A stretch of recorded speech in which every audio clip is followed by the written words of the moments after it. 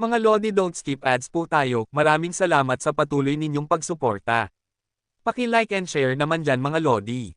At sa mga gustong mag-donate sa ating GCash or regular na load, mag-comment lang po tayo. Para patuloy tayong makapag-upload ng mga bagong kabanata. Marami pong salamat.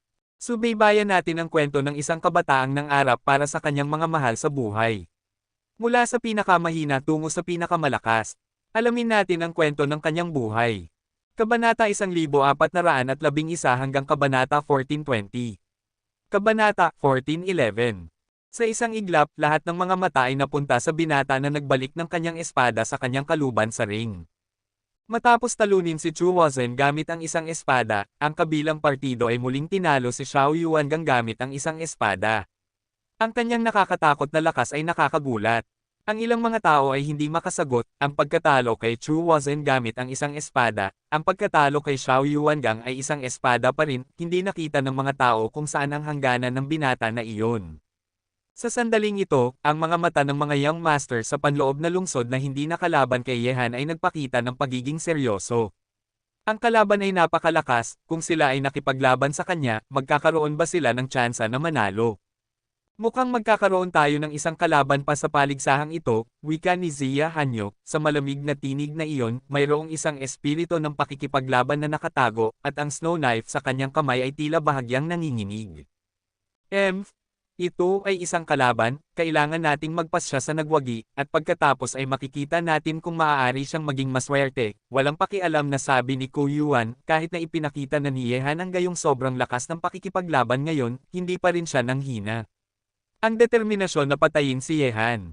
Sa oras na ito, sa mataas na plataporma, si Haring Li ay ngumiti at nagsabi, Emperor Master, tila ang iyong disipulo ay magiging isang nakasisilaw na dark horse sa labanan ng 10 dinastiya ng ating dakilang dinastiyang Chu sa oras na ito.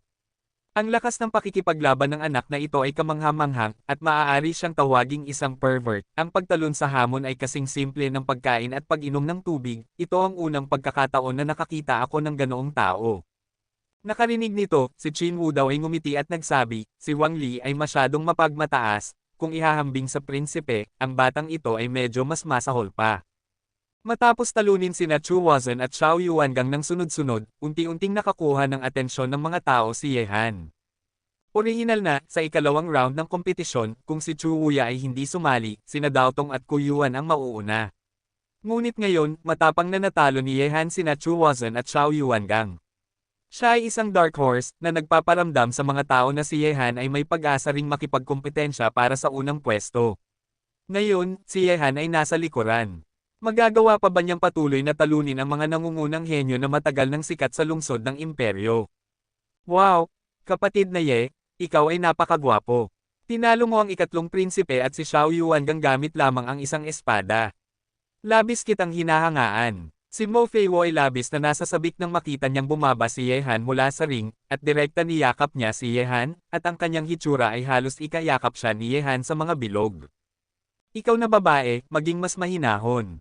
Nang makita si Mo Feiwo na niyayakap siya, nakangiting walang imek si Ye Han. Junior brother Ye, binabati kita. May ngiti sa malamig na mukha ni Leng Xingmo, at labis din siyang natutuwa na nakamit ni Ye Han ang tagumpay na ito. Ngumiti si Ye Han at nagsabi, Senior Brother Leng, nais ko ring batiin ka sa pagkatalo kay Han Sito. Walang dapat ikatuwa sa pagkatalo sa kanya. Tiningnan ni Leng Xingmo sina Dao Tong at Ku Yuan, ang kanyang malamig na mga mata ay puno ng intensyon sa pakikipaglaban, at nagsabi, ang aking layunin ay talunin ang dalawang ito. Nakarinig nito, sinabi ni Ye Han, gayunpaman, palagi kong nararamdaman na si Ziya Hanyo ay hindi simple. Sinabi ni Leng Xingmo, si Ziya Hanyo ay bihira na bumaril sa lungsod ng imperyo. Hindi ko alam ang kanyang lakas, ngunit ang kalaban ay hindi pa natatalo kahit isang laro hanggang ngayon. Tumango si Ye Han. Sa script noong araw na iyon, ang numero 14 na ay lumitaw sa pangalan ni Ziya Hanyo, na nagpatunay na nanalo siya ng 14 na laro ng sunod-sunod ng walang pagkatalo. Sa ngayon, si Dao Tong ay nanalo ng 18 laro ng sunod-sunod, si Ku Yuan ay nanalo ng 16 na laro, si Xiao Yuangang ay nanalo ng 15 na laro, at si Ye Han ay natalo ng 1 laro. Sa ilalim ni Ziya Hanyo ay si Chu Wuzhen, na nanalo ng 13 laro ng sunod-sunod, at natalo ng 1 laro sa mga kamay ni Ye Han. Sa huli, sina Yehan at Leng Xingmo ay pantay na sikat, ang bawat isa ay nanalo ng 12 laro ng sunod-sunod, pagkabigo. Sa lalong madaling panahon, ang tatlo kay Yehan ay naglaro muli. Sa mga susunod na kalaban, si Yehan ay nakilala ang mga masters mula sa panlabas na lungsod o ang mga kabataan mula sa mga pangunahing lungsod ng dakilang dinastiyang Chu. Walang presyon, lahat ay natalo sa isang suntok, nang hindi nasasayang ang anumang oras, magkakasunod na panalo. Sa lalong madaling panahon, nang matalo ni Yehan si Meng Jin ng mabangis, ang kanyang ranggo ay tumaas ng husto.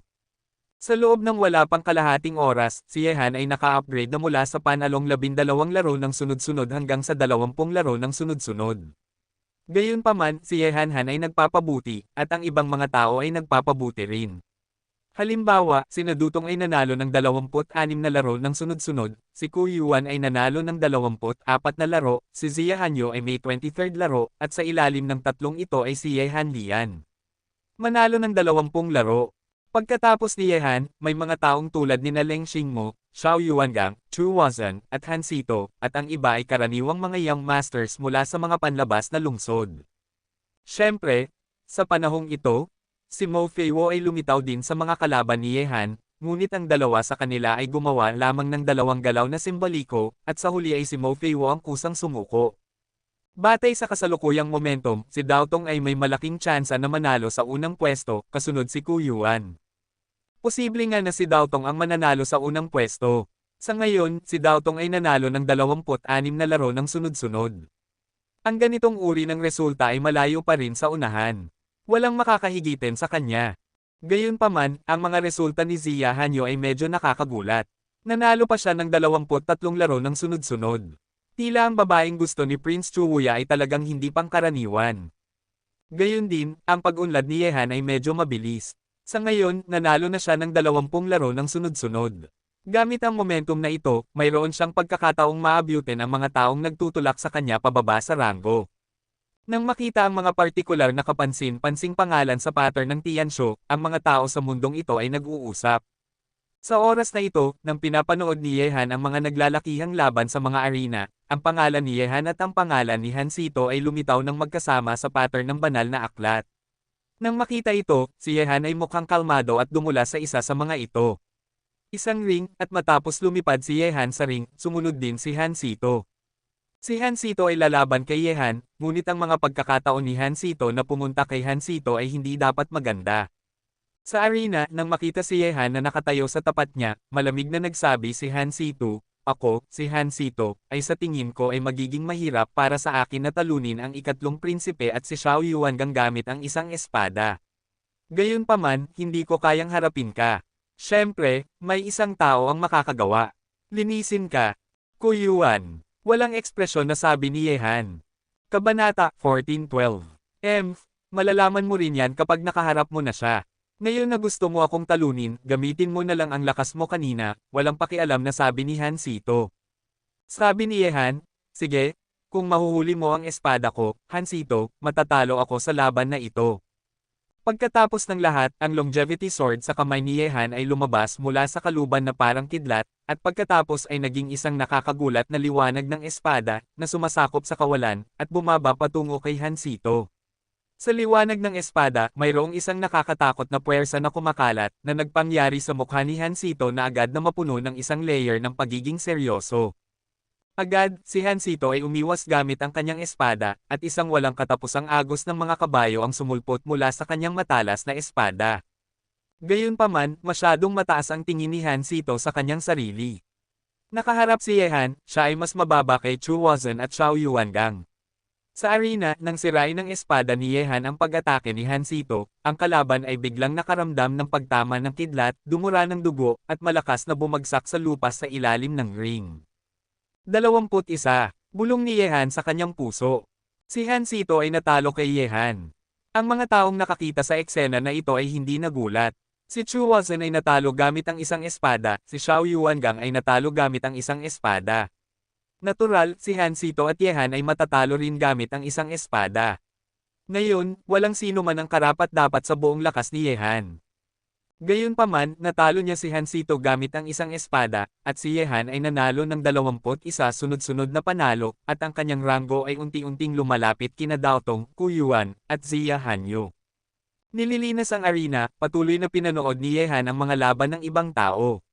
Habang lumilipis ang panahon, isang malaking puwang ang unti-unting lumitaw.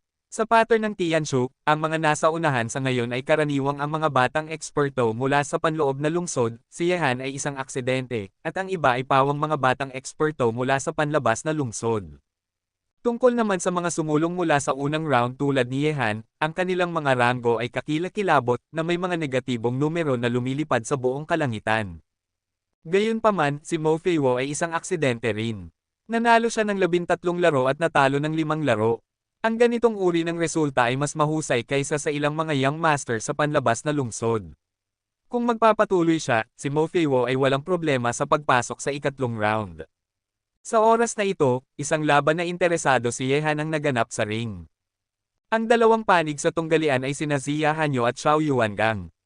Hanggang ngayon, hindi pa nakita ni Yehan sina Ziya Hanyo at ang mga young masters mula sa panloob na lungsod na nagkikita. Gusto niyang malaman ang lakas ni Ziya Hanyo, mula sa laban na ito makikita mo ito.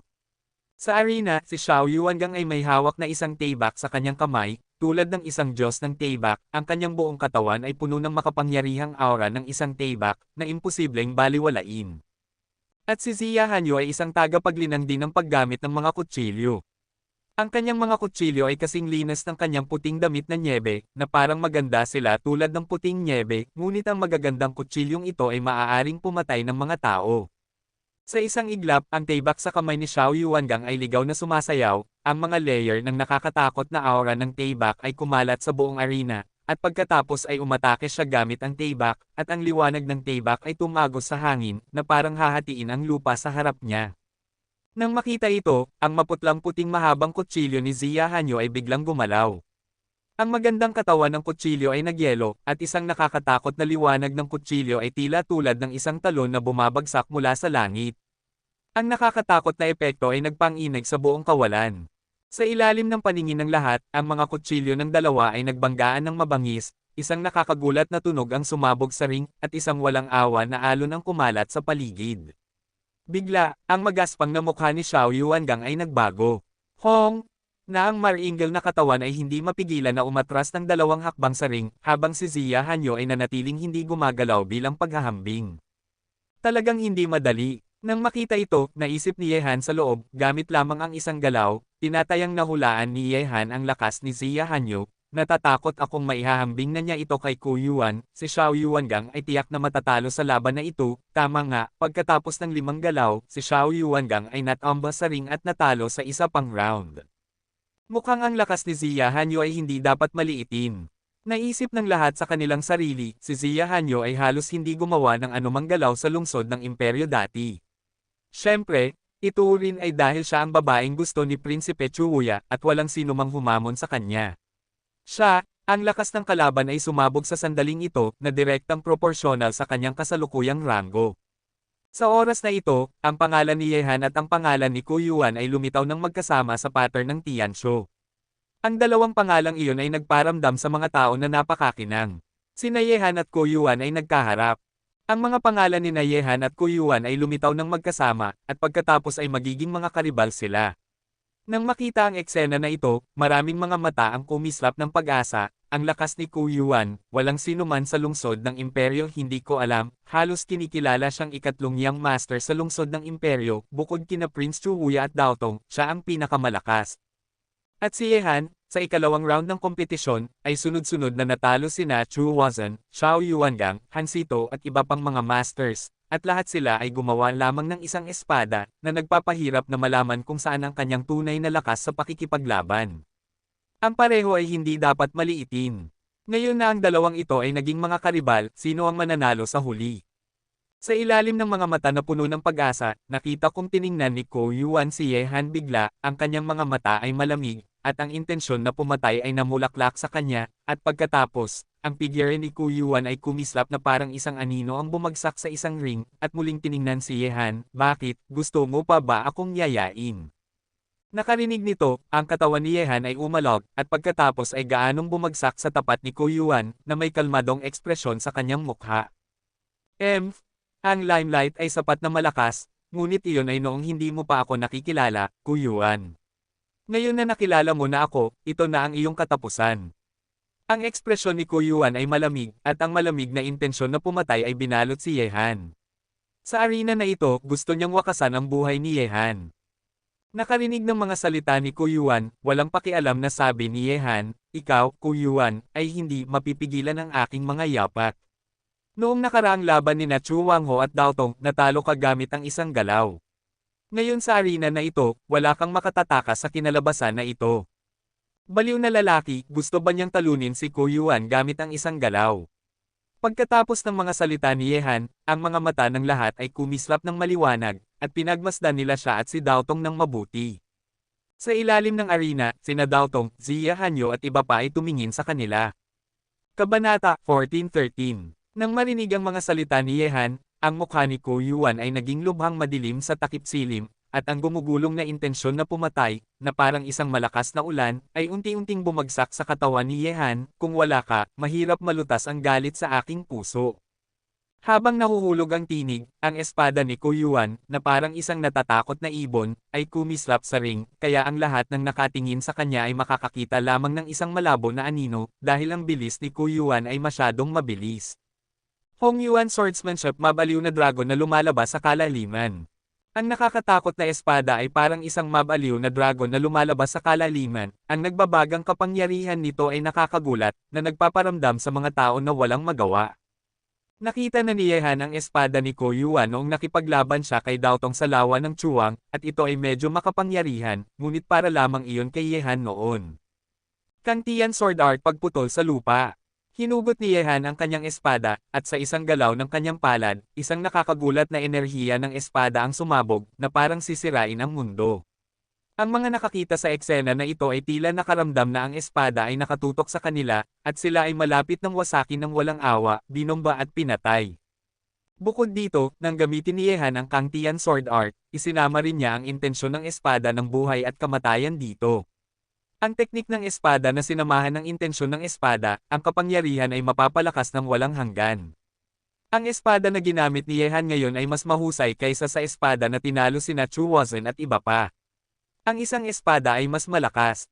Boom! Sa isang iglap, ang nakakatakot na mga pag-atake ay nagbanggaan, at isang walang katapusang kapangyarihan ang sumabog, na nagpang-inag sa buong langit na parang sa sandaling ito, at ang mga alon ng pagkawasak sa hangin ay malinaw na naramdaman. Sa sandaling ito, sa ring, ang katawan ni Kuyuan ay nabagsak ng isang mabigat na suntok, at lumipad siya pabalik mula sa ring na parang isang saranggola na may sirang tali, dumura ng dugo. Pagkatalo kay Kuyuan, gamit pa rin ang isang espada. Nang makita ito, ang lahat ng mga mata ay napuno ng pagkamangha, at tiningnan nila ang binata sa ring na may kalmadong ekspresyon at dahan-dahang binawi ang kanyang espada nang hindi makapaniwala. Pagkatalo kay Kuyuan ay isang espada pa rin. Nang makita ang eksena na ito, ang mga mata ng lahat ay kumislap ng isang tingin ng kawalan ng paniniwala. Maliwanag na walang sino man ang mag-iisip na tapusin ang laban sa ganitong paraan. Gaano kalakas si Kuyuan, hindi na kailangang sabihin sa lungsod ng imperyo, siya na ang pinakamalakas bukod kina Prinsipe Chu Wuya at Dao Tong, ngunit ngayon, natalo siya ng isa sa kanyang mga espada sa paghaharap kay Yehan. Sa madaling salita, habang ang eksena na ito ay nakakagulat, ipinaalala rin nito sa akin ang laban ni Kuyuan at Dao Tong sa lawa ng hari ng Chu. Nang panahong iyon, si Kuyuan ay natalo rin sa isang galaw. Agad, ang mga mata ay nahulog kay Yehan isa-isa, at natalo niya si Kuyuan gamit ang isang espada. Nangangahulugan ba ito na ang binata sa entablado ay nagtataglay din ng nakakatakot na lakas tulad ni Dao Tong? Sa puntong ito, ang lahat ay nagulat, at sa parehong oras, ang kanilang mga mata ay sumuri kina Yehan at Dao Tong. Sa sandaling ito, naramdaman ng lahat na sina Yehan at Dao Tong ang mga kakumpetensya para sa unang pwesto. Ngayon, kahit si Kuyuan, isang makapangyarihang dalubhasa, ay natalo na ni Yehan, kaya karapat-dapat siyang makasama sa landas ni Daoist. Si Yehan ang walang alinlangang nag-iisa na nakakaalam ng kanyang kalaban. Para talunin si Kuyuan, isang espada pa rin. Tila kaunti na lang ang pag-asa ko na matalo siya.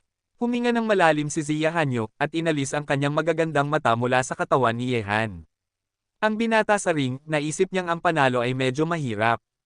Ngunit sa sandaling ito, matapos talunin ni Yehan si Kuyuan, nanalo siya ng 22 sunod-sunod na panalo ng walang pagkatalo. Sa ilalim ng arena, tiningnan ni Yehan ang pattern ng banal na aklat. Ngayon, 4 na tao lamang ang makakapagpanatili ng isang laro na walang talo, sina Daotong, Zia Hanyaxia, Yehan, at Leng Xingmo. Ito ay 27 sunod-sunod na panalo, 26 na sunod-sunod na panalo ni Zia Hanyo, 24 na sunod-sunod na panalo ni Ko Yuan, at isang pagkatalo sa mga kamay ni Yehan, 22 sunod-sunod na panalo ni Yehan ng walang pagkatalo, 20 sunod-sunod na panalo ni Leng Xingmo ng walang pagkatalo. Nang makita ito, huminga ng malalim si Yehan. 6 na laro pa rin ang kulang niya sa number 1 na si Daotong.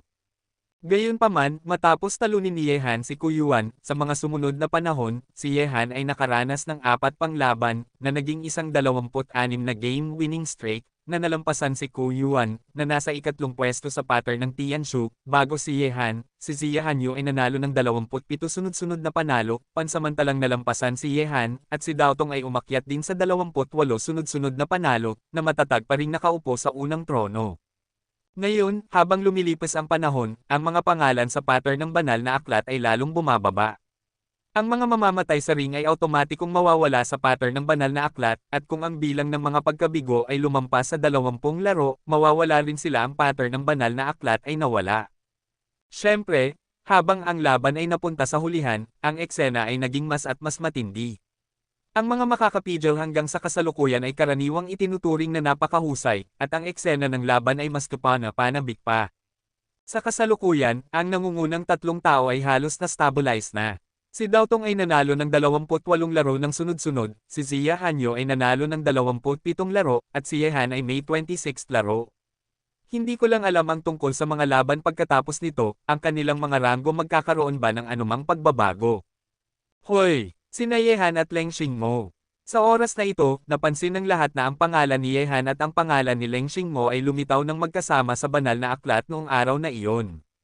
Sa ibaba ng arena, sina Yehan at Leng Xingmo ay napansin din ang eksena na ito. Agad, nagtinginan sila, ngumiti sa isa't isa, at sabay na sumugod patungo sa arena. Kabanata 14:14. Junior Brother Ye, alam kong napakalakas mo, ngunit hindi ako magpapakita ng awa. Hinugot ni Leng Xingmo ang kanyang espada. Ngumiti si Yehan at nagsabi, Senior Brother Leng, ako, bilang isang junior, ay hindi rin magpapatalo. Sige, ang mga taong nasa unahan ay hindi kayang salagin ang iyong espada, hayaan mong ang senior brother ang makipagkita sa iyo sandali. Matapos sabihin iyon, ang espada sa mga mata ni Leng Xing ay parang isang bagyo, at gumalaw ang kanyang mga paa, at ang kanyang katawan ay sumunod sa espada. Mga mata, nagpaparamdam ito sa mga tao na siya ang espada, at ang espada ay siya rin, na isang uri ng hiwalay na estado na malapit sa pagkakaisa ng tao at espada. Ang swordsmanship ni Leng Xingmo ay hindi mahina, at ang swordsmanship ni Yehan ay malakas din. Gayunpaman, sa tunggalian na ito sa pagitan ng mga senior, ang junior na ito, si Yehan, ay natatakot na magpapatuloy siyang mapanatili ang kanyang record na walang talo. Sa ilalim ng paningin ng lahat, hinugot ni Yehan ang kanyang espada. Hindi minamaliit ni Yehan si Leng Xingmo. Ang tunay na lakas ni Leng Xingmo ay maaaring makipagsabayan kay Kuyuan. Upang talunin si Leng Xingmo, si Yehan ay umaasa lamang sa Celestial Sword. Ang taktika ay hindi sapat, maliban kung ang unang galaw ng taktika ng Kangtian Sword ay sinamahan ng intensyon ng espada ng buhay at kamatayan. Tawa. Ang malamig na liwanag ng espada ay kumislap ng maliwanag sa Longevity Sword ni Yehan. Ang kombinasyon ng aura ng pagputol sa lupa at ang gumugulong na presyon ng espada ay bumuo ng isang sobrang nakakatakot na puwersa ng pagpatay. Sa isang iglap matapos ipakita ni Yehan ang ganitong uri ng teknik ng espada, ang pag-atake ni Leng Xingmo ay agad na nilamon at ganap na napigilan, ngunit natural na hindi magiging malupit si Yehan kay Leng Xingmo, at napigilan si Leng Xingmo matapos ang pag-atake, ibinalik ni Yehan ang kanyang espada sa kaluban nito, at pagkatapos ay nagtinginan ang dalawang magkapatid at ngumiti, at sabay na umalis sa ring. Isang espada pa rin, gaano kalakas ang taong ito. Maaari kayang walang sino man sa panloob na lungsod ang makakapagpilit sa kanya na gumawa ng pangalawang espada. Nang makita na si Yehan ay nagpapanatili pa rin ang estilo ng pagkatalo sa kaaway gamit ang isang espada, marami ang mga puso ng mga tao ay manhid na, at ang walang talong imahe ni Yehan ng pagkatalo sa isang kaaway gamit ang isang espada ay tila tumagos na sa kanilang mga puso. Inaasahan nilang lahat ang isang taong makakapagpilit kay Yehan na gumawa ng pangalawang espada upang makita ang tunay na lakas ni Yehan. Gayunpaman, ang inaasahang ito ay hindi nagtagal, at ang pangalan ni Ziya Hanyo at ang pangalan ni Yehan ay lumitaw ng magkasama sa sandaling ito. Nang makita ito, sa ilalim ng ring, tiningnan ni Yehan si Ziya Hanyo. Master Ye, pakisuyong. Miss Hanyo, pakisuyong. Matapos ang mga pagbati, ang mga figure ni na Yehan at Ziya Hanyo ay lumitaw sa ring. Ang laban ni Ziya Hanyo laban kay Yehan, wala sa kanila ang natalo kahit isang laro, at ang kasalukuyang ranggo ni Ziya Hanyo ay mas mataas pa rin kaysa kay Yehan. Hindi ko alam kung si Yehan ay makakapanatili pa rin ng isang one-shot na pagkatalo laban kay Ziya Hanyo. Ang estilo ng kaaway. Nang makita ang mga kabataan sa ring, nakaramdam ng kaunting pag-asa ang lahat sa kanilang mga puso. Sa ilalim ng gayong paningin, ang snow knife sa kamay ni Ziya Hanyo ay lumabas mula sa kaluban ng walang hiya, at ang liwanag ng kutsilyo ay nagulat sa lahat ng direksyon. Hawak ang mahabang kutsilyo sa kanyang kamay, ang magagandang mata ni Ziya Hanyo ay sumabog ng intensyon sa pakikipaglaban, at pagkatapos, nakita niya ang kanyang magandang paggalaw ng kanyang katawan, isang alon ng agresibong liwanag ng talim ang namulaklak sa kawalan. Sa sandaling ito, ang Snowblade na iyon ay tila nagtitipon ng kapangyarihan sa pagitan ng langit at lupa, na lubhang nakakatakot. Ang kutsilyong ito ay maihahambing sa kay Kuyuan. Sa ring, naramdaman ni Yehan ang kapangyarihan ng kutsilyo ni Ziya Hanyo. Sa isang iglap, ang intensyon ng espada ng buhay at kamatayan ay sumabog mula sa kanyang katawan, na pinagsama sa Heavenly Sword Art. Si Yehan ay umiwas ng espada sa lugar, at ang espada ay tumama sa ring. Umalingaw-ngaw at pumapatay, sa tunggalian ng mga kutsilyo at espada, ang mga alon ng puwersa ng pagkawasak ay kumakalat ng ligaw, na dinadala ang buong arena. Whoosh! Sa oras na ito, nang ang puwersa ng pagkawasak ay kumakalat ng ligaw, ang figure ni Ziya Hanyo ay lumutang pabalik, bumagsak sa lupa na parang isang bugzo ng hangin, at tumigil matapos umatras ng 4 o 5 hakbang. Nang makita ito, ang inaasahan ng lahat ay nagulat, ngunit sa parehong oras, ito ay ganap na manhid. Isang espada pa rin. Ito ba ay dahil ang binata sa ring ay masyadong abnormal? O ang mga taong nakipaglaban sa kanya ay masyadong mahina? Walang sino man ang makakapagpilit sa kanya na gumawa ng pangalawang espada. Sa ring, natalo rin ni Yehan si Ziya Hanyo gamit ang isang espada. Ang walang talong imaheng iyon ay lubos na nagpapahina sa inaasahan ng lahat. Ngayon, walang sinumang nakikipaglaban kay Yehan ang makakapidyaw sa kanya gamit ang isang suntok ng espada mula sa kanya. Lahat ng mga young masters sa panloob na lungsod, maliban kay Daotong, ay natalo na ni Yehan gamit ang isang suntok ng espada, at wala sa kanila ang kanyang mga kalaban. Hehe, Emperor Master, tila ang panghuling pag-aari ng unang pwesto ay maaari lamang magawa ng batang iyon na si Daotong at siya. Sa mataas na plataporma, si Haring Lee ay nagsabi ng may ngiti na ganito. Sa ganito, tumango si Qin Wu daw. Batay sa kasalukuyang sitwasyon, ang unang pwesto ay maaari lamang magawa sa pagitan ni Daotong at Yehan. Natalo na ni Yehan ang lahat ng mga young masters sa panloob na lungsod, si Daotong na lamang ang wala pa. Digmaan sa mundo. Gayunpaman, matapos talunin sina Leng Xingmo at Ziya Hanyo, ang ranggo ni Yehan ay nalampasan na ang kay Ziya Hanyo, na nanalo ng 28 laro ng sunod-sunod, habang si Daotong ay nanalo ng 29 na laro ng sunod-sunod, naglaro ng isang laro. Habang ang isang grupo ng mga young masters sa panloob na lungsod ay unti-unting nagsimulang magkaharap, ang ikalawang round ng kompetisyon ay unti-unting nagtatapos. Sa sandaling ito, sa dalawang arena, si Leng Xingmo ay nakikipaglaban kay Kuyuan, at si Xiao Yuangang ay nakikipaglaban kay Daotong. Ang mga laban sa dalawang arena na ito ay lubhang kapanapanabik. Sa huli, si Leng Xingmo ay halos natalo si Kuyuan at nanalo ng isang tagumpay. Ang lakas ni Leng Xingmo ay halos kapareho kay Kuyuan, at si Kuyuan ay nasugatan sa laban kay Yehan kanina, kaya natural na hindi siya kalaban ni Leng Xingmo. Tungkol naman sa laban ni Xiao Yuangang at Daotong, walang duda na si Daotong ang mananalo sa huli.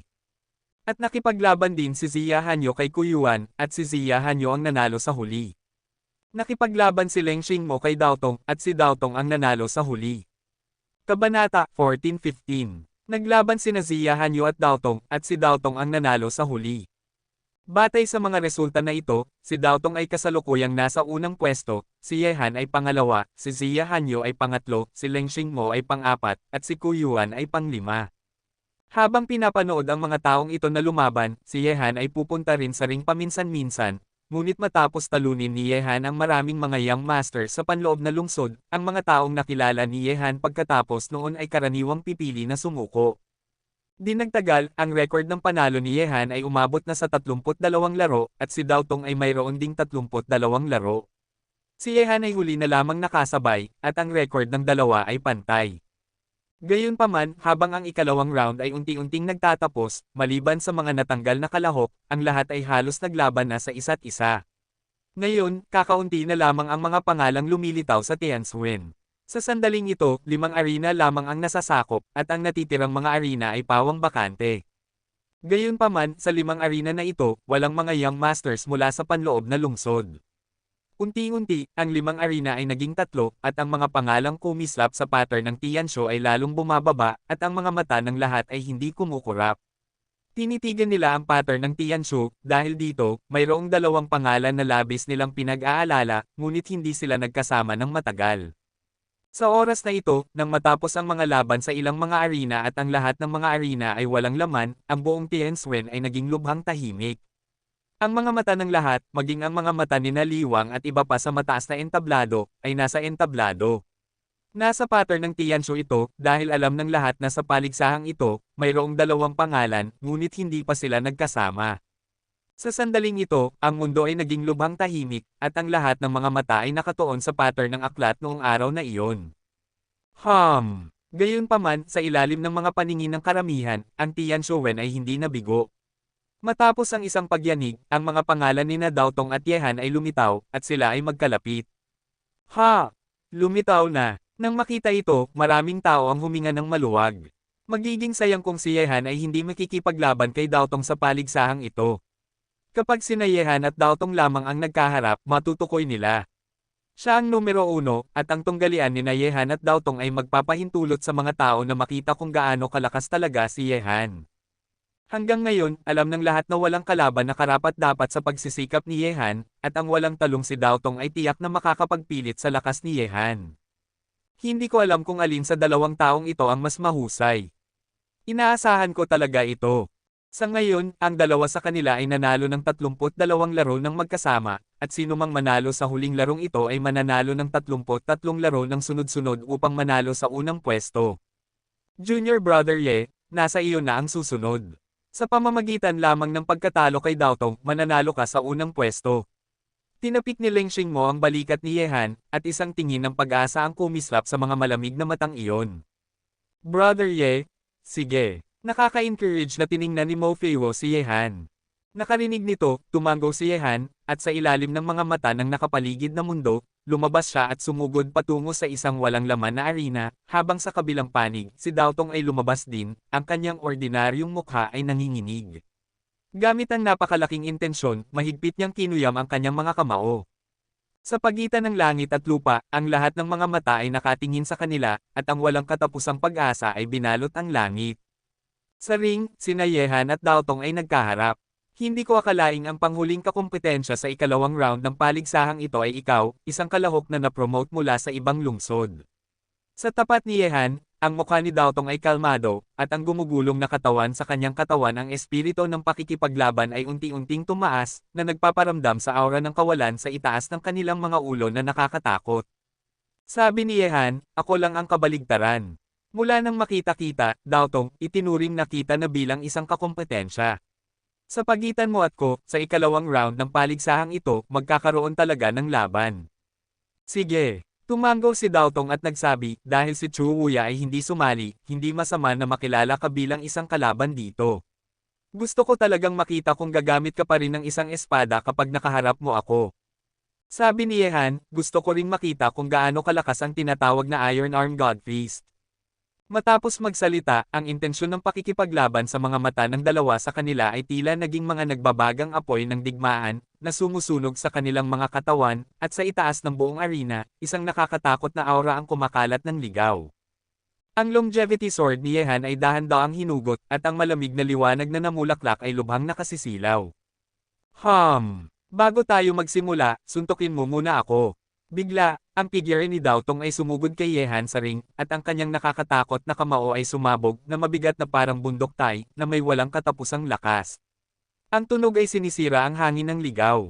Kasunod ng suntok ni Daotong, sa sandaling ito, naramdaman ni Yehan na parang ang buong arena ay naging pribadong lugar ni Daotong, at hindi niya maiiwasan ang nakakatakot na suntok na ito sa anumang sulok ng arena. Tawa. Kabanata 14:16. Sabay ding umiwas si Yehan ng espada, ang nagbabagang kapangyarihan ng kendo ay kumalat ng walang habas, at ang Kantian sword art ay ipinakita, ang perpektong kombinasyon ng swordsmanship at intensyon ng espada, ang kapangyarihan ay lubhang nakakatakot din. Sa sandaling ito, nang magsimulang makipagkompetensya sina Yehan at Daotong, ang mga mata ng mundo ay nakatuon sa kanila at hindi maalis.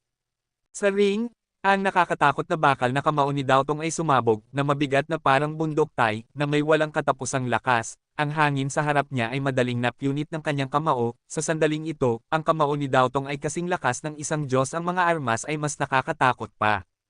Tawa. Sa harap ni Daotong, umiwas si Yehan ng espada, ang Kantian Swordju at ang intensyon ng espada ng buhay at kamatayan ay perpektong nagsama, at isang makapangyarihang liwanag ng espada ang sumabog mula sa longevity sword. Ang espada ay direktang nakatutok sa kamao ni Daotong at sumabog pababa. Ding! Sa isang iglap ng ang longevity sword ni Yehan ay tumama sa nakakatakot na bakal na kamao ni Daotong, isang nakakatakot na tunog ng ginto at bakal ang umalangaw-ngaw sa langit, ang banggaan ng espada at kamao, at ang pagsabog ng mga alon ng hangin na sumisira ay maaaring naging madaling gulatin at patayin ang isang master sa gitnang yugto ng heavenly human realm. Sa ilalim ng arena, maraming tao ang nakarinig ng nakakabinging tunog ng ginto at bakal, at naramdaman nila na parang sesabog ang kanilang mga ulo sa sandaling ito, at ang kanilang mga mata ay puno ng mga bituin. Ang mga alon ng sumisira na hangin ay kumalat sa arena. Sa sandaling ito, nagulat ang lahat nang makita na matapos ang isang paghaharap kay Daotong, ang katawan ni Yehan ay umatras ng 3 hakbang mula sa arena. Tumigil, at sa tuwing atras siya, magkakaroon ng nakakatakot na panginginig sa ring. Sa kabilang banda, si Daotong ay hindi gumalaw. Ang nakakatakot na kamaong iyon ay hindi lamang maihahambing sa isang mahiwagang armas, ngunit mayroon ding kamangha-manghang lakas na pumuputok. Ang isang ordinaryong kalaban ng parehong kaharian ay hindi kayang pigilan ang suntok ni Daotong. Si Yehan ay natalo ni Daotong. Mabuti naman, sa wakas may isang taong hindi matatalo sa ilalim ng espada ng taong ito, si Daotong na. Oo, sa mga nakaraang kalaban, si Yehan ay natalo sa isang suntok. Ngayon, hinarang ni Daotong ang kanyang pag-atake. Susunod, kung gusto ni Yehan na talunin si Daotong, kailangan niyang ipakita ang kanyang tunay na antas. Habang si Yehan ay natamba ng suntok ni Daotong, ang libo-libong mga mata sa mundo ay umaasa. Hindi lamang sila umaasa na makita kung sino ang mananalo, ngunit umaasa rin silang makita ang tunay na lakas sa pakikipaglaban ni Yehan. Pagkatapos ng lahat, hanggang ngayon, walang nakakaalam kung gaano kalakas ang tunay na lakas ni Yehan. Emperor Master, sa tingin mo sino ang mananalo sa dalawa? Sa mataas na plataporma, tinanong ni Haring Li si Qin Wu Dao. Nakarinig nito, si Qin Wu Dao ay ngumiti at nagsabi, ang batang ito na si Daotong's Iron Arm God Fist ay isang mahiwagang armas, at ang kapangyarihan nito sa pag-atake ay kamanghang-manghang. Napakahirap masira ang kanyang kamao. Hindi pa niya nasisira ang Iron Arm Divine Fist ng batang ito, ngunit ang Iron Arm Divine Fist ni Daotong ay walang kapantay, ngunit sa oras na ito, nakilala na niya ang kanyang kaaway. Kaaway. Ang mga salita ni Qin Wu Dao ay nagpangiti sa mga mata ni Haring Li. Maaari kayang masira ng binata sa entablado ang bakal na kamaong ito. Ngumiti si Qin Wu Dao nang hindi nagsasalita. Ang Iron Arm God Fist ni Daotong ay tinatawag na mahiwagang armas, ngunit mula sa ikalawang round ng kompetisyon hanggang ngayon, si Yehan ay hindi pa nagagamit ang kapangyarihan ng ginto sa harap ng iba. Kapag ginamit ni Yehan ang kapangyarihan ng gintong lakas, ang Iron Arm Divine Fist ni Daotong ay masisira. Pagkatapos ng lahat, ito ang pinakamatulas na puwersa sa mundo. Ito ay hindi masisira at hindi matatalo. Magiging mas malakas ito habang nagpapabuti ang lakas ni Yehan. Matulis. Sa entablado ng ring, si Yehan ay nagbigay ng isang lihim na papuri sa kanyang puso. Tiningnan niya si Daotong at sinabi, Daotong, Iron Arm God Fist, natutunan ko ang aral ngayon, at ito ay talagang hindi pangkaraniwan. Nakarinig nito, ang espiritu ng pakikipaglaban ni Daotong ay walang kapantay, ang kanyang mga mata ay nagninangas, at sinabi niya, Yehan, alam kong hindi ito ang iyong pinakamalakas na estado. Kung gusto mong talunin ako, Daotong, mas mabuting hayaan mong makita ko ang isang mas malakas na ikaw. Kung hindi, sa arena na ito ngayon, mapapahamak kang matalo sa akin, Daotong, at maging ang pangalawang pwesto. Hehe, ayon sa iyong kagustuhan.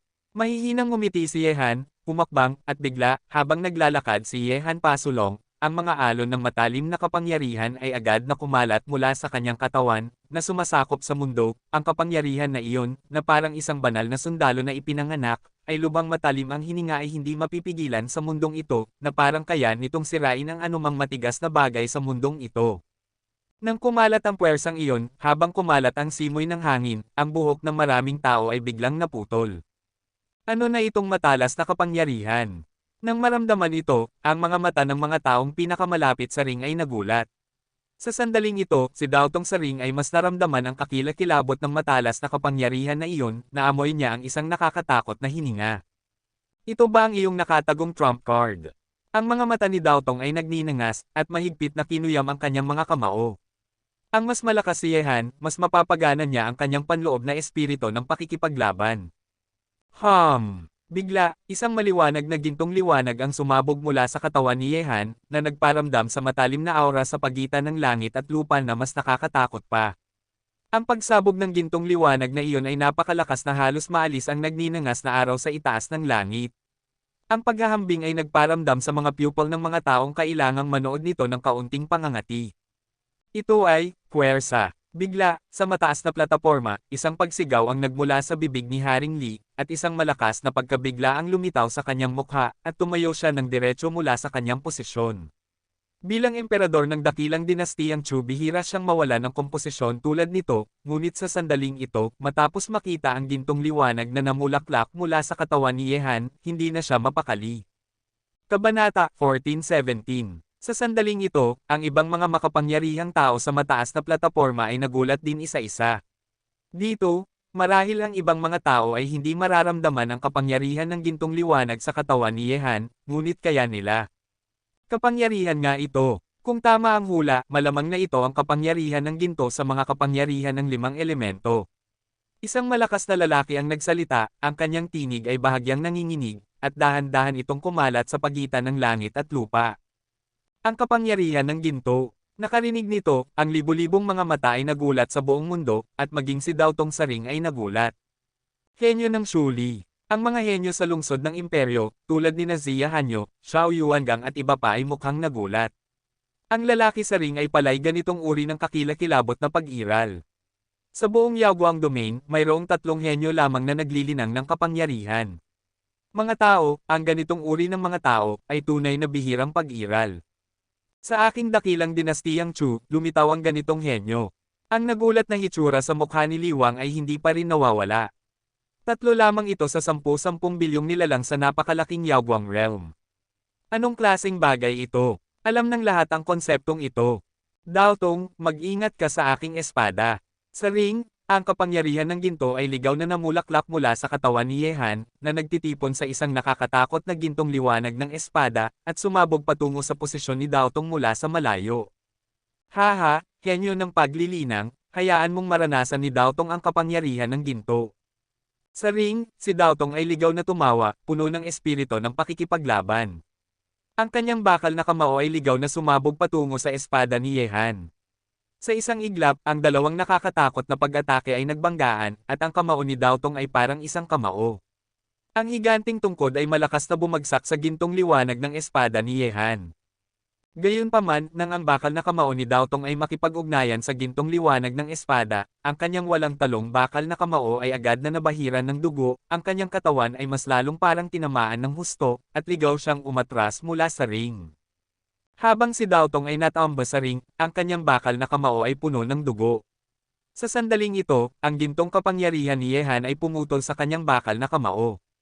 Nang makita ito, ang mga nagulat na tingin ay tila medyo manhid. Si Daotong ay natalo, at ang Iron Arm God Fist ay nasira. Marahil hindi ito maisip ng lahat noon, ngunit nang mamulaklak ang gintong liwanag ng espada ni Yehan, nang siya ay akusahang ang kapangyarihan ng ginto, ang wakas ni Daotong ay itinakda na, ang kanyang Iron Arm God Fist ay nakilala ang kanyang kaaway sa oras na ito. Isang henyo sa paglilinang ng kapangyarihan, at ang kanyang nilinang ay ang pinakamatulis na kapangyarihan ng metal sa mundo. Ang ganitong uri ng nakakatakot na kapangyarihan na makakasira sa lahat ay hindi kayang pigilan ng Iron Arm Fist ni Dao Tong. Gintong kapangyarihan, ang ganitong nakakatakot na henyo ay lilito sa ating dakilang dinastiyang Chu. Ang libu-libong mga mata sa paligid ng arena ay nagulat, at lahat sila ay tumitig sa mga kabataan sa arena. Sa 10-10 bilyong nilalang sa Yaoguang Realm, 3 henyo lamang sa paglilinang ang lumitaw, at ngayon, isa sa kanila ay lumitaw din sa dakilang dinastiyang Chu. Ito ay hindi lamang para kay Yehan, kundi pati na rin para sa buong dakilang dinastiyang Chu.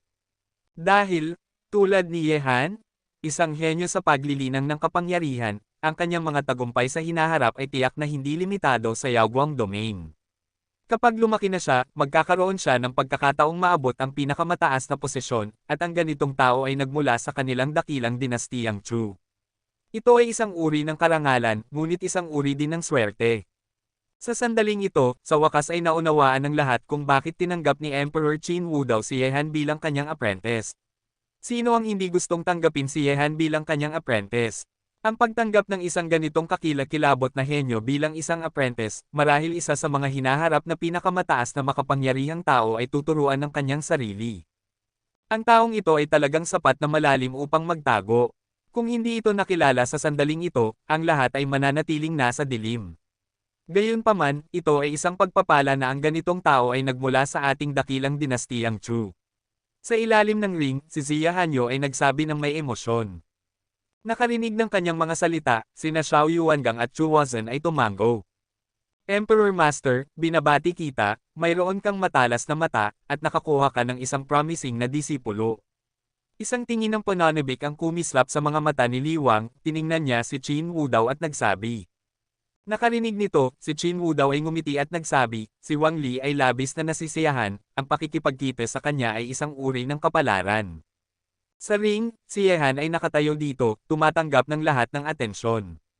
Tiningnan niya si Dao Tong na ang mga kamao ay tumutulo ng dugo, at sinabi, Brother Dao, pasensya na, hindi ko napigilan. Huminga ng malalim si Dao Tong, kumaway ng kanyang kamay, at sinabi, hindi mali na matalo sa iyo, ngunit gusto kong malaman, ito ba ang iyong pinakamalakas na estado? Nakarinig ng mga salita ni Dao Tong, ngumiti si Yehan at sinabi, magmadali ka. Nakarinig nito, ang sulok ng bibig ni Dao Tong ay umikot. Sa estado na iyon kanina, si Yehan ay hindi nasa kanyang pinakamalakas na estado, na nangangahulugang ang kabilang partido ay mayroon pa ring mas makapangyarihang paraan na hindi pa niya nagamit. Siyempre, totoo rin ang katotohanan. Sa mga kalaban na nakilala natin sa arena ngayon, walang sino man ang karapat-dapat sa kakayahan ni Yehan na i-freeze ang oras. Sa sandaling ito, sa mataas na plataporma, si Li Wang ay naglakad ng may ngiti sa kanyang mukha, at dumating sa gilid ng mataas na plataporma, at nagsabi ng may ngiti, ang paligsahan ngayon ay kahanga-hanga, at lahat ng mga henyo ng aking dakilang dinastiyang Chu ay natitirang mga talento. Ngunit isang tao lamang ang makakakuha ng unang pwesto, Ye Xiaoyo, binabati kita. Tiningnan ni Li Wang si Yehan na may ngiti sa kanyang mukha. Kabanata 14-18. Salamat, Prinsipe Li. Yumuko si Yehan. Tinanggal ni Wang Li ang kanyang tingin kay Yehan ng may pag-aatubili, at nagpatuloy, ang ikalawang round ng kompetisyon ay natapos na ngayon, at ang Tianxuan ay maingat ding nirango. Ang nangungunang 20 ay papasok sa Sword Demon Battlefield sa loob ng 3 araw. Makilahok sa ikatlong round ng digmaan ng 10 dinastiya. Nakarinig nito, ang libu-libong mga mata ay napunta sa Heavenly Book Rune. Sa pagtatapos ng laban ni Yehan at Dao Tong, 20 pangalan ang lumitaw sa Heavenly Book Rune, at si Yehan ang nasa unang pwesto, mukhang napakakinang. Ang tingin ni Yehan ay napunta rin sa Tianxuan. Sa 20 kalahok, si Leng Xingmo ay nasa ika-4 na pwesto, at ang pangalan ni Mo Feiwo ay lumitaw din dito, na nasa ika-19 na pwesto. Ang ikalawang round ng digmaan ng 10 dinastiya ay natapos, at unti-unting iniwan ng lahat ang kapatagan, ngunit ang kanilang pag-alis ay nakatakdang dalhin ang ikalawang round ng kompetisyon sa lahat ng direksyon ng dakilang dinastiyang Chu, at ang paglitaw ng isang henyo ng paglilinang, natatakot ako na ang buong dakilang dinastiyang Chu ay malapit ng mag-ulat. Sa Janj, ang 3 kay Yehan ay bumalik dito. Ngayon na ang lahat ay sumulong sa ikatlong round, sa wakas ay makakapagpahinga na sila. Siyempre, para kina Yehan at Leng Xingmo, hindi nila kailangang pumasok sa ikatlong round. Nababahala, ngunit para kay Mo Feiwo, medyo may suspense ito, ngunit sa kabutihang palad, si Mo Feiwo ay halos nakapasok sa ikatlong round. Wow! Brother Ye! Sobrang swerte ko na nakapasok sa ikatlong round. Kung malaman ni na tatay at iba pa, tiyak na magiging masaya sila. Sa loob ng bakuran, si Mo Feiwo ay labis na nasasabik na nasa bakuran siya na parang isang batang babae na nakakuha ng candy. Tumatalon-talon, ang pagpasok sa ikatlong round, hindi niya ito naisip, ngunit ngayon, ang mga katotohanan ay nasa harap niya, na nasa ikalabinsyam na pwesto, bagaman ito ay itinuturing na nasa ibaba, ngunit bilang isang kalahok na napromote mula sa isang maliit na bayan, ito ay napakahusay na. Nang makita ang batang babae na masayang mag-isa, sina Yehan at Leng Xingmo ay nagtinginan at ngumiti. Junior Brother Ye, nanalo ka sa unang pwesto sa ikalawang round ng kompetisyon ngayon, hindi mo ba kami yayayain ni Feiwo na magdiwang? Tiningnan ni Leng Xingmo si Yehan na may mahinang ngiti, at narinig ang kanyang mga salita, si Mo Feiwo ay agad na tumakbo at sumabay, tama iyon, Brother Ye, narinig ko na ang gusaling panghari sa lungsod ng imperyo ay medyo maganda, saan tayo pupunta? Nakarinig nito, si Yehan ay sisigot na, ng isang puting liwanag ang kumislap, at si Qin Wu daw ay lumitaw na sa bakuran, at nagsabi ng may seryosong mukha, bakit, nagsimulang maging kampante ka na matapos ma-promote sa ikatlong round. Guru, yumuko sina Yehan at Leng Xingmo, at si Mo Feiwo ay tahimik na tumayo sa tabi niya. Sabi ni Qin Wu daw, ang pagpasok sa ikatlong round ay hindi nangangahulugan na makakapasok ka sa sekta ng espada. Ang larangan ng digmaan na talagang para sa iyo ay nagsimula pa lamang. May 3 araw na bago ka pumasok sa larangan ng digmaan ng demonyong espada. Sa 3 araw na ito, mananatili ka sa Espada Pavilion at magsasanay ng husto. Pagkatapos ay hindi ka pinapayagang pumunta. Nakarinig nito, sina Yehan at iba pa ay mabilis na tumango. Hindi nila hahamakin si Qin Wu daw, isang guro na minsang naging mahigpit. Yehan, may ideya ako bilang guro. Gusto mo bang subukan ito? Sa sandaling ito, ang mga mata ni Qin Wu daw ay nahulog kay Yehan. Nakarinig nito, si Yehan ay nagtanong, Guro, pakipaliwanag. Sabi ni Qin Wu daw, sa kasaysayan, ang mga henyo na naglilinang ng lakas ay nag-specialize sa lakas, hindi sa chi. Gayunpaman, bagaman may lakas sa iyong katawan, ang pag-iral ng aura ay mas malaki kaysa sa lakas. Ito ay may malaking epekto sa iyong lakas. Kung hahayaan mo ang kapangyarihan ng ginto sa iyong katawan ay dumadaloy sa iyong buong katawan, hindi limitado sa isang lugar, kaya maaari mong ganap na maipakita ang kapangyarihan ng ginto, at ang iyong ipinapakita ngayon ay kalahati lamang ng antas ng kapangyarihan ng ginto. Kalahati. Nakarinig ng mga salita ni Qin Wu daw, si Yehan ay medyo nagulat. Kalahati lamang niya ang nagamit na kapangyarihan ng ginto ngayon. Guro, ano sa tingin mo? Tanong ni Yehan. Nakarinig nito, pumikit si Qin Wu daw at sinabi, wasakin ang aura sa iyong katawan at palitan ito ng kapangyarihan ng ginto. Wasakin ang aura sa iyong katawan at palitan ito ng kapangyarihan ng ginto. Nang sabihin ito ni Qin Wu daw, hindi lamang sina Leng Xingmo at Mo Feiwo ang nagulat, ngunit si Yehan ay nagulat din na tumingin kay Qin Wu daw, wasakin ang espiritual na enerhiya, paano mo ito gagawin? Huminga ng malalim si Yehan at sinabi, Guro, hindi ko alam kung ano ang epekto nito. Sabi ni Qin Wu daw, hindi mahalaga, ang pag-alis ng aura sa iyong katawan ay katumbas lamang ng muling pagbuo ng iyong pisikal na anyo, na ginagawang ang iyong pisikal na anyo ay isang tunay na pisikal na anyo ng paglilinang, na magpapalakas sa iyong lakas sa pakikipaglaban. Gayunpaman, sa sandaling mag-specialize sa kapangyarihan, ang iyong bilis ng pag-unlad ay maaaring hindi kasing bilis ng dati. Pagkatapos ng lahat, bagaman ang mundo ay puno ng kapangyarihan ng 5 elemento, ito ay lubhang manipis at ganap na mas mababa sa aura. Kung gusto mong gumawa ng mabilis na pag-unlad, maliban kung mahahanap mo ang kapangyarihan ng mga kayamanan ng Heijin na may kaugnayan sa kapangyarihan. Nakarinig nito, sinabi ni Yehan, Guro, kung ang pagbabago ng aking pisikal na anyo at ang aking espesyal na pagsasanay ay makakapagpalakas sa aking lakas sa pakikipaglaban, kung gayon ay handa akong subukan ito. Talaga bang napagpasyahan mo na? Tanong ni Qin Wu daw. Hanggat may paraan na makakapagpapabuti sa aking lakas sa pakikipaglaban, hindi ko ito papalamisin. Tumango si Yehan. Tungkol naman sa pagpapabuti ng kakayahan sa pag-specialize pagkatapos nito, hindi ba ito kasing bilis ng dati? Hindi kailangang mag-alala si Yehan, dahil sa kanyang Summero Ring, ang gintong hugis na bato ay maaaring magbigay kay Yehan ng sapat na mga mapagkukunan ng pagsasanay. Sabi ni Chin Woo daw, mabuti, may 3 araw na bago ka pumasok sa larangan ng digmaan ng demonyong espada, tutulungan kitang muling buuin ang iyong pisikal na anyo. Ang prosesong ito ay medyo masakit, ngunit hindi ito mahirap para sa iyo, Shingmo. Maaari mong tulungan akong tingnan ito sa 3 araw na ito ituro, walang sino man ang pinapayagang pumasok sa Janj. Nakarinig nito, si Leng Shingmo ay nagsabi, huwag kang mag-alala, guro, tiyak na hindi ko hahayaang may makaistorbo sa iyo. Sige, magsimula na tayo. Sabi ni Chin Woo daw kay Yehan, sana ay sapat na ang 3 araw. Kabanata 14-19. Tahimik na tumango si Yehan.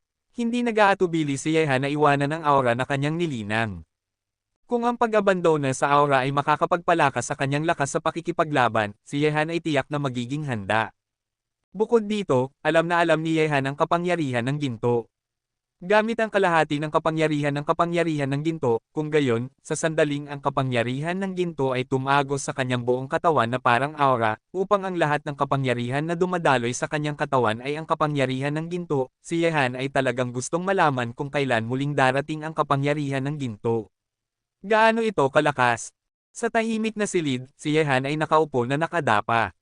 Sa likuran niya, si Chin Woo daw ay nakaupo rin na nakadapa. Agad, nakita niya ang mga alon ng malawak na kapangyarihan na dahan-daang umaagos mula sa kanyang mga kamay, na nagtitipon sa kanyang katawan.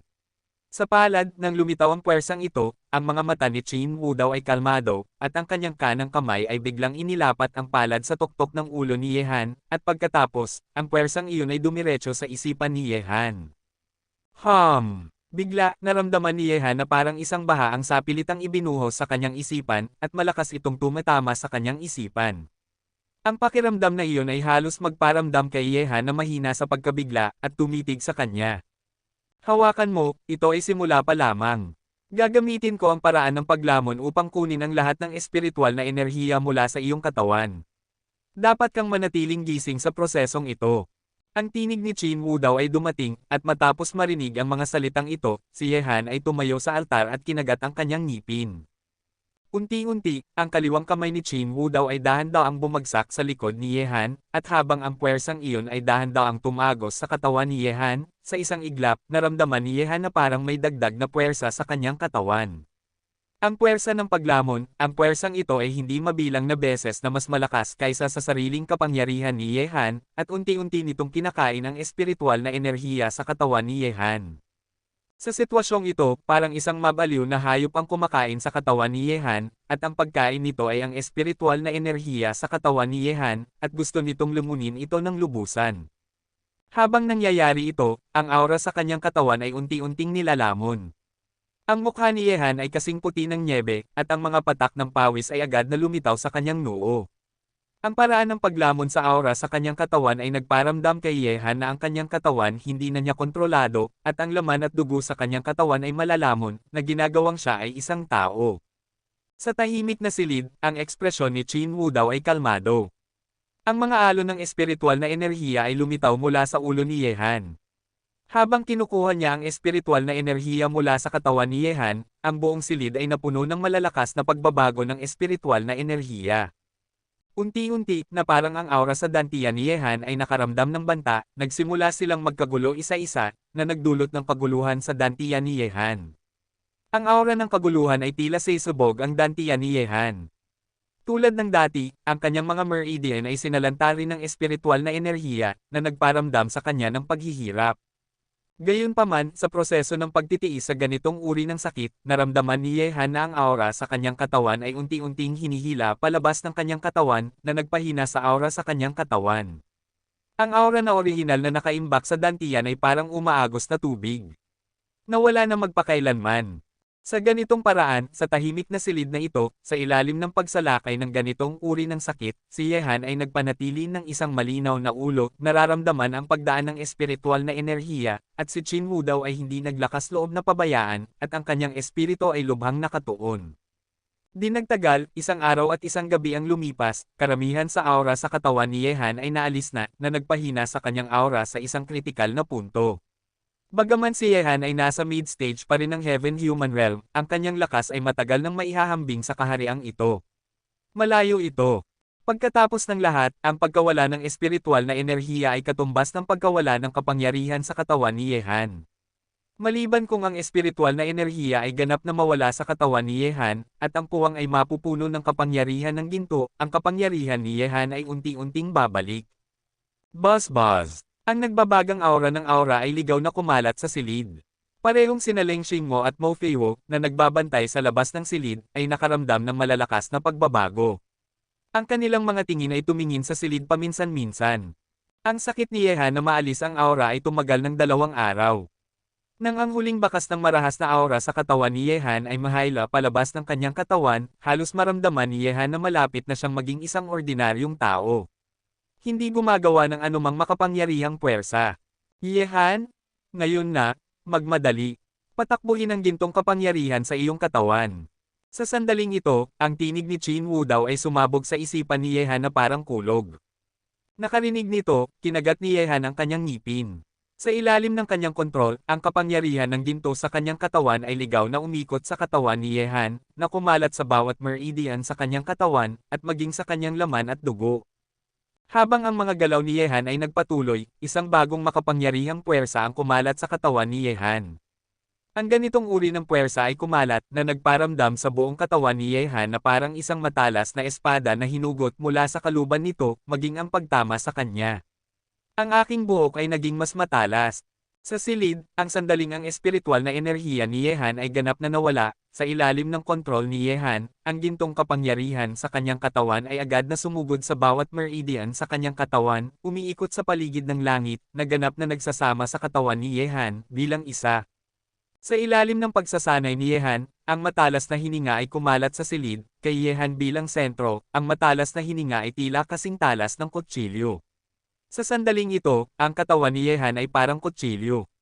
Ang matalas na espada, ang mga hibla ng buhok ay naging lubhang matalas. Nang makita ito, si Qin Wu daw ay bumantong hininga, ang aura sa katawan ni Yehan ay ganap na naalis na niya, at walang aura sa katawan ni Yehan ngayon. Sa sandaling ikalat ni Yehan ang kapangyarihan ng ginto sa buong kanyang katawan, na ginagawang ito ay parang aura, maaari itong malayang tumakbo sa katawan ni Yehan, kaya ang muling paggawa ng katawan ay itinuturing na isang tagumpay. Agad, tumayo si Qin Wu daw at lumabas ng silid. Kayang alagaan ni Yehan ang natitira sa kanyang sarili. Kapag ang pisikal na anyo ni Yehan ay naging isang tunay na pisikal na anyo ng paglilinang, kung gayon ang kanyang lakas sa pakikipaglaban ay magiging mas abnormal kaysa sa ngayon. Sir, kumusta na? Nagtagumpay ka ba? Nang makita si Qin Wu daw na lumalabas ng silid, si Mo Feiwo, na nag-aalala kay Yehan, ay agad na lumapit at nagtanong na may pag-aalala. Nakarinig nito, si Qin Wu daw ay ngumiti at tumango, at isang tingin ng pag-asa ang dahan-daang lumitaw sa kanyang mga mata. Nang malapit na ang oras ng hapon, sa silid, si Yehan ay tumigil sa paglilinang, at matapos muling gawin ang kanyang pisikal na anyo, pinapalit niya ang kapangyarihan ng ginto sa pag-iral ng aura. Ngayon, naramdaman lamang ni Yehan na may isang nakakagulat na kapangyarihan na nagkukubli sa kanyang katawan. Sa sandaling sumabog ang ganitong uri ng kapangyarihan, kahit na ang isang master na tulad ng 2 daotong ay hindi makakapigil dito. Kung ihahambing sa dati, ang kapangyarihang ito ay ganap na hindi maihahambing. Kabanata 1420. Sukdulan sa mid-stage ng Heaven and Human Realm. Naramdaman ng kanyang sariling kaharian, ang mga mata ni Yehan ay kumislap ng tuwa. Ang muling paggawa ng kanyang pisikal na anyo ay hindi lamang isang kumpletong tagumpay, ngunit lubos ding nagpataas ng lakas sa pakikipaglaban ni Yehan, at itinaas ang kanyang kaharian ng isang maliit na bahagi, na umabot sa mid-stage peak ng Heavenly Human Realm. Ang puntong ito ay ganap na hindi inaasahan ni Yehan. Pagkatapos ng lahat, bago ito, si Yehan ay kamakailan lamang nakapasok sa gitnang yugto ng Heavenly Human Realm. Ang kapangyarihan ng ginto ay pumalit sa aura, ang kanyang sariling lakas sa pakikipaglaban ay napabuti, at ang kanyang kaharian ay napabuti rin, na nagbigay kay Yehan ng higit na kumpiyansa sa pakikilahok sa ikatlong round. Agad, tumayo si Yehan at umalis sa silid. Sina Leng Xingmo at Mo Feiwo ay hindi pa umaalis. Nang marinig nila ang paggalaw sa likuran nila, lumingon sila at tumingin. Sa sandaling ito, parehong naramdaman nina Leng Xingmo at Mo Feiwo na si Yehan nagbago, ang aura sa kanyang katawan ay matalim at nakakaakit, na parang isang matalas na espada na hinugot mula sa kaluban nito, kahit na sinubukan ni Yehan ang kanyang makakaya upang pigilan ang sarili, hindi pa rin niya maitago ang aurang ito. Ano iyon? Maaari kayang ang aking pisikal na anyo ay nabuo na, at ang aking hitsura ay nagbago na rin. Si Yehan ay tumawa sa dalawa sa kanila, at umalis. Brother Ye, sa tingin ko ay masyadong maganda ang iyong ugali. Tiningnan ni Mo Feiwo si Yehan na may paghanga. Mas maganda kaysa sa batang lalaki ni Kuyuan.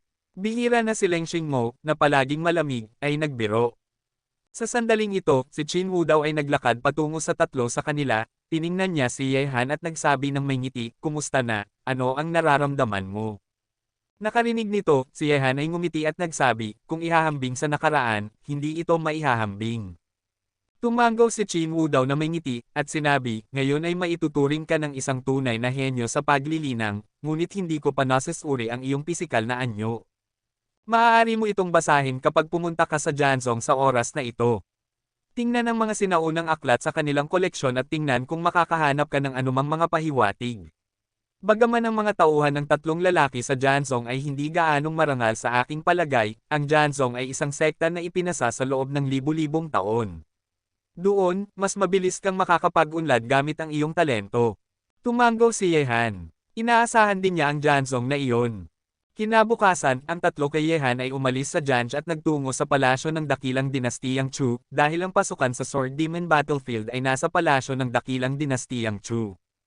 Nang ang tatlo ni Yehan at iba pa ay dumating sa mabigat na binabantayang looban, sila ay direktang dinala sa isang parisukat. Sa sandaling ito, maraming mga kalahok na sumulong mula sa ikalawang round ay dumating na rito, tulad ni Dao Tong, Xiao Yuangang at iba pa ay naroon, pati na rin ang maraming mga young masters mula sa mga panlabas na lungsod. Nang makita si Yehan at iba pa na papalapit, tiningnan sila ng lahat sa parisukat. 3 araw na ang nakalilipas mula nang matapos ang ikalawang round ng kompetisyon.